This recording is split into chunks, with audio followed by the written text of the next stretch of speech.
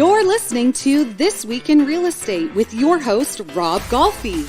Brought to you by the Golfi Team at RE/MAX Escarpment, featuring Conrad Zarini, broker-owner of RE/MAX Escarpment Realty Inc., and Brian Hogben, owner of Mission 35 Mortgages. Let's hear what's going on in real estate this week.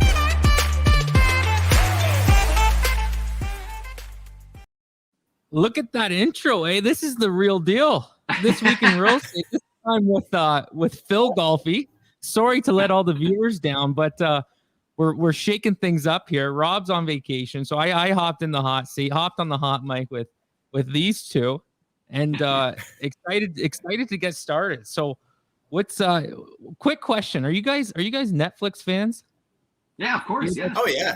So totally. So Yeah. New show comes out. Are you fans of Selling Sunset? Have you seen my that? daughter watches it. My daughter watches it. Yeah, my wife watches it. You haven't. You guys don't watch the show. No, sorry. Honestly, No. I love it. So season 4, Selling Sunset. I enjoy it. It's a show that's based in LA around the Oppenheim Group. It's cars, fashion, luxury items. It's awesome. So it kind of follows this real estate team and group around, and they go through their top sales, and there's drama, breakups and makeups and things like that. So I don't know. I'm in it. Season 4 just started coming out, and I wanted to know if you guys were watching it or not. But it's a pretty good. My daughter program. does. My daughter's. I think She never wanted to get into real estate until she saw that. The glam of real estate. They dressed it up pretty good, I'm eh? thinking about it now. Yeah. The 30, 40, $50 million properties along the beach, and that's pretty Oh, good. they're selling it in Malibu, right? Like they're down doing that real estate too. California, everywhere down there. Yeah, in the Hollywood Hills. Like, it's just unbelievable what's been going on. And funny thing is, and actually watching that show, their market is very similar to ours in terms of what's been going on with the multiple offers. And even in the $20-30 million range, they would list a property and it's 15 million, 16, and they're multiple offers, multiple bids. And that's what's been going on in their luxury market as well. So pretty unbelievable. So I wanted to start and ask Brian a quick question, and Conrad, you can follow up as well. But I guess there seems to be some storm clouds on the horizon for interest rates. And in speaking with me, I bought my first house when I was like 22, 23, and I had never seen an interest rate over 3%. and so I talk about that with my dad, and he talks about the interest rates in the 80s being 12 to 18%. He says it's crazy. So that's going to be an adjustment for my demographic and the young millennials in terms of those interest rates hiked. Do you think we will get past that 3%, 3.5% in the next 2 years? And how is that going to reflect our housing market in the forecast for as we go into 2022, 2023? And one more question. Do you think that's a sign of a good economy for us? Yeah, that's a great question. I think, a couple of things there. I think rising interest rates are actually good for us right now. They do need to go up a little bit. We are going to see a point go up. Are we going to see over 3% interest rates in the next 2 years? I don't know. I might be pushed out. We might be kicking that can towards 2-3 years. I would say fixed rates we'll see in the 3s, but so many people are sticking to variable right now because the discount on a variable is far more than a fixed. So to get the variable over 3, you're looking at a massive amount of increase. So you could be looking at 3 years before you get a variable over 3%. And is that really going to affect our market? Like we've got historical low interest rates. There's people paying under 1% for right now. It's that's crazy, right? So for that 1 to go up to 1.5, 2, 2.5, you will have some people have some payment shock because people don't typically budget for rising interest rates. Someone who's got a 2% rate, they probably bought a new car. They bought a little bit more stuff. But I don't see it having all of a sudden a glut of inventory come on the market because people can't afford their homes. They'll just end up likely refinancing, taking some of the equity out, and they'll adjust that way. A lot of times people will adjust to any additional debt that they took out by refinancing the house and kind of equalizing the payments again, maybe 12, 18, 24 months from now. So I don't see it as a big deal. I think the news headline of rising interest rates is scarier than the reality of it. Yeah, it's the overreaction to what the media loves to print, and Canadian real estate markets crashing, interest rates going through the roof, and it's just like this overreaction, and we just go through these waves of emotion. Yeah, I was on a show the other night for a real estate club, and they ended up saying like the rates are going up by 1%. My interest rate's going to go up by, oh God, no! Like they're just hilarious. Well, right? It's a perception of it. It's total perception of what it means, right? Well, the U.S., the stock markets are already reacting. The difference between Canadians and Americans is like a lot of Americans have stock portfolios, so they kind of get a little jittery about it a little bit more. They lose some confidence. Right. But a lot of Canadians don't have a big portfolio, so their biggest portfolio is their real estate. Yeah. And again, they kind of make that adjustment. It's funny when you were talking about the interest rates back in 1980, 81, it was like 20%. So if you borrowed 100,000, it cost you 20 grand a year. If you borrow $1 million today, it's 20 grand in interest a year. Exactly. That's the same thing. 40 years later, like it's crazy, right? So yeah. It'll wake some people up. I think it'll get people off. Maybe I don't know. The big news I saw was that the investors outstrip first-time buyers. Yes, so I was just going to bring that. 25% of buyers are investors right now. Yeah, and that's a phenomenon that's happened in Europe and everything as well, in South America. And so what's and I wanted to talk about that. Is it just a case of it's a phenomenon, like you said? We have this desire to invest in real estate, right? Everybody has this. There's everywhere you look. There's conferences. There's books. There's everything about investing in real estate, and there's all this attraction to it, which rightfully so. We've our market's gone up insane. Lending has gotten harder, right? It's much more difficult to get Where is this money coming from? How are people getting this money to be able to go out and invest in real estate if it's harder to get approved for financing? Well, they're refinancing, right? There's a lot of equity. These people have tons and tons of equity, and you know what? Like they're taking the emotion out of it. It's more of a business, and like I'll tell you, I saw it in the UK, 2008. There was a crash in the market all over Europe and the United States. We felt it for like 2 seconds. People were stuck with 2 homes. During that period of time, they were stuck with 2 homes. They didn't want to be landlords. They were accidental landlords because they couldn't sell they were caught in the market.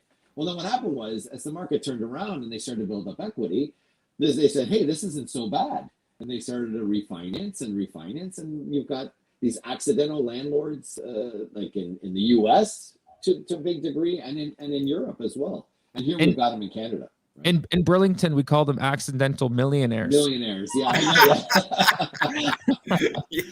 absolutely. That's in Hamilton now too, I think. That's all over the map, right? So. You own some real estate, you're an accidental millionaire. Well, you know what? It's so cheap to get money across the board too, because even it is harder with the banks, but more and more investors are going to what we call the alternative lending route. You got companies like Home Trust and Optimum. Yeah. We just did a mortgage for an investor the other day. They had way too many properties for a bank, but you know what rate they got?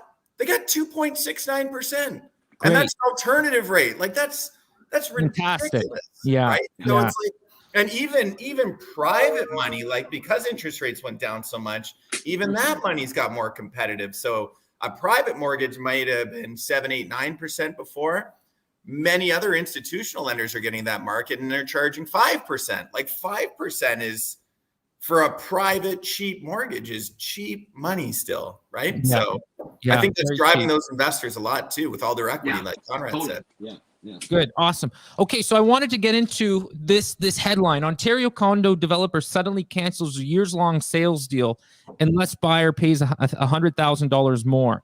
Unbelievable. Extremely disappointing. And the story goes into, it was a first-time buyer. She was so excited about this condo, saved up, her life savings, really excited to get into the market. And that emotional attachment, right? You buy a condo, you're following the market trends, the market's going up, you finally feel secure and confident about your investment. Now you're looking forward to moving in, and then the developer comes and says, hey, by the way, $100,000 or we're canceling this agreement. first things first is how have you guys seen this and how common is it? It's getting more and more common. In some cases, they even shelved the whole project and made it a purpose-built rental. So that was even. I've seen that one, like Conrad just said. That's the first I've heard of the price increase. I've heard of people legally maneuvering out of the project, like just sort of.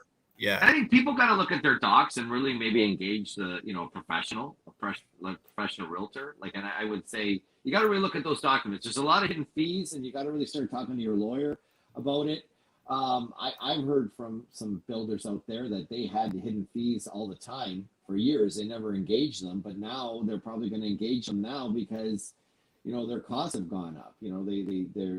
People are changing pricing. Trades are changing pricing like week to week.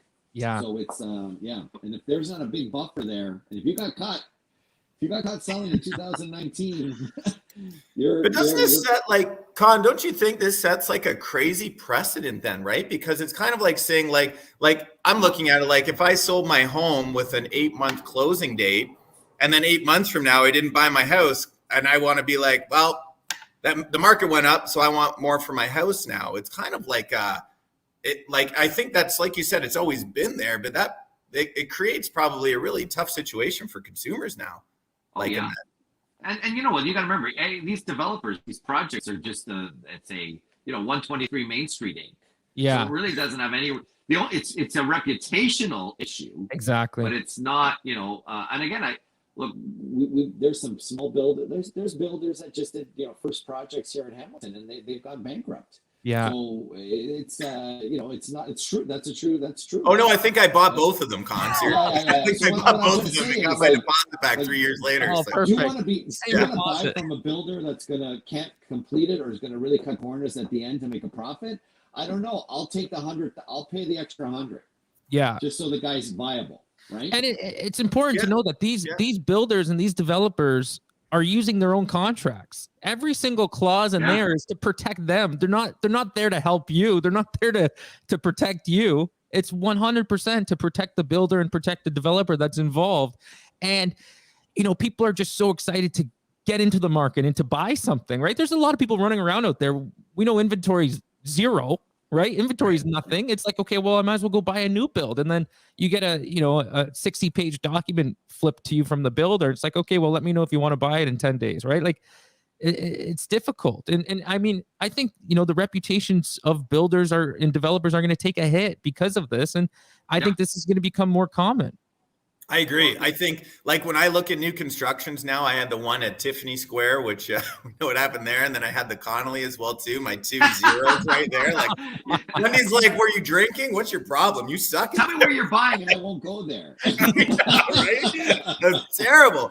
But it's like, but now, like, I will pay, like Conrad said, I'll pay a premium if it's like a New Horizon, if it's someone that is going to complete the project, they have a reputation, because these other ones, I think that's going to come to both your points, and like a very big point now. And I think that's what your realtor will tell you. If you're getting your realtor and your lawyer will say, they'll check and know the history. And that's why I think a lot of people go direct, and I think it's more important than ever because of that, to get a good realtor Well, Phil, you said a mouthful, these contracts. And in the US, they're talking about you just buy an opportunity to buy a property.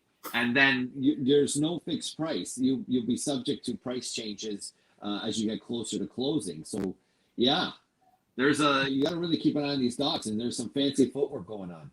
Right? It's just one example of what we're working in today and navigating through our real estate market and at all levels, whether it's the rental market or the affordable housing market or the retail, real estate market. On all levels, it's being very affected and in terms of what's going on. So, any more final thoughts on this before we kick off here?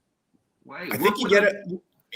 Go ahead. Just say work with a professional realtor, and I think the Golfi team. You guys are pretty knowledgeable and educate your team members to all this stuff. I think that's the final word here, guys. It's tough to navigate this. It's not as simple as people think it is, and it's tough to navigate. You need good professional advice. You need to get a team of professionals around you. It's not for the faint of heart anymore, right? So Yeah, I agree. I 100% echo that notion, especially because there's more and more stuff. Like, I have never seen that before. I know, Conrad, you've seen a lot more than I have in that, but like the stuff that's coming out now, only a seasoned, experienced realtor is going to know. And the experience like you guys have at the Golfi team too, it's big. You need that more than ever right now. So awesome. Good stuff. I appreciate the kind compliments. Good catching up with you guys. Thanks for doing this again. And thanks for watching. I hope everyone has a great weekend. And enjoy your trip to Naples. Yeah. Awesome. Yeah. Awesome, guys. Thanks.